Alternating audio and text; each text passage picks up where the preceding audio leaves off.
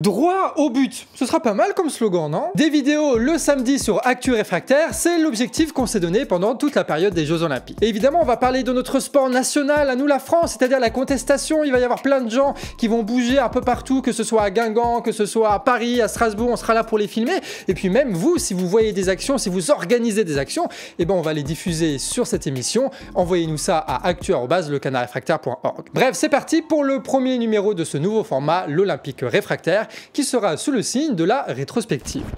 Bon, déjà, ce qu'il faut rappeler, et qu'on n'a pas en tête souvent, c'est qu'en fait, Paris a été choisi comme ville d'accueil pour les Jeux Olympiques 2024, mais par défaut. Des villes comme Budapest, Los Angeles et Hambourg ont été approchées et ils ont fini par décliner. Les peuples de ces pays étaient vent debout contre l'organisation de ces Jeux-là. À Budapest, il y a eu une pétition avec un énorme succès contre les Jeux Olympiques. À Hambourg, il y a même eu un référendum carrément, et bah, ça a donné non à l'organisation des JO à 52%. Tandis qu'à Boston, les citoyens ont carrément manifesté contre l'événement. Et avec le recul, peut-être qu'ils avaient raison en vrai, hein, parce que ça fait des années que les affaires de corruption se multiplient autour du comité olympique. Et ça depuis avant même la désignation de Paris comme ville d'accueil. En 2016, par exemple, un vice-président de la Fédération française de rugby représentait la candidature de Paris pour les JO de cette année. Et bien cet homme, c'est Jean-Louis Boujon, et il a été condamné en 2015 très lourdement pour malversation.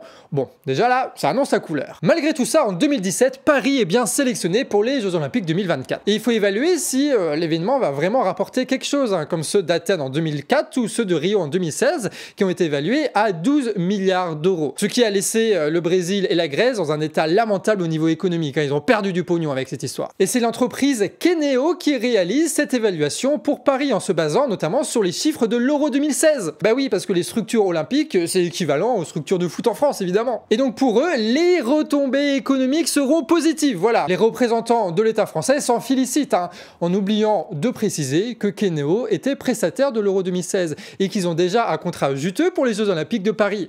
Donc en gros, l'entreprise qui évalue les retombées de l'événement a des intérêts directs pour sa réussite et donc pour des investissements massifs de l'État. De quoi douter un petit peu de l'impartialité de leur évaluation. En 2017, l'État français évalue les besoins des Jeux Olympiques à 6,2 milliards d'euros, ce qui ferait les Jeux Olympiques les moins chers de l'histoire. Sauf qu'avec l'inflation, eh ben, les dépenses quand même elles ont augmenté. Hein. On est passé maintenant à quasiment 12 milliards d'euros. Mais l'État se veut rassurant en disant que la billetterie, les sponsors et tout, ça contribue à l'organisation et que, bon, bah ça devrait le faire. Sauf que dans ce petit calcul comptable, eh ben, il y a un petit truc qui merde, c'est que, en fait, ça compte pas les investissements que vont faire les villes et les collectivités territoriales. Donc peut-être que l'État, lui, va être à l'équilibre, hein, peut-être, qui sait.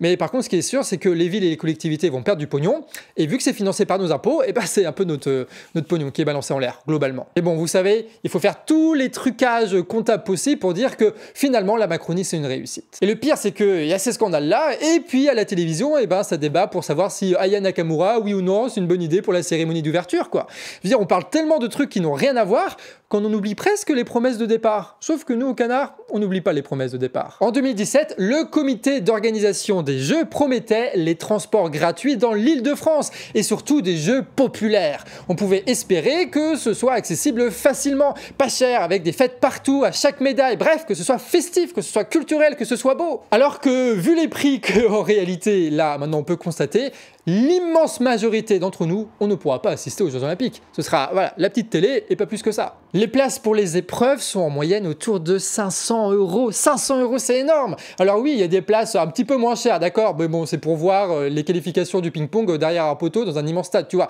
Donc en vrai, c'est pas ouf, tu vois. Et pour y aller, eh ben, il faudra vous loger d'ailleurs à Paris, hein, et les prix sont autour de 220 € la nuit pendant la période à Paris, sans compter les déplacements parce qu'ils ont doublé les prix du métro pour essayer de gagner un maximum de fric, tu vois. Maintenant c'est 4 €, voilà le trajet en métro.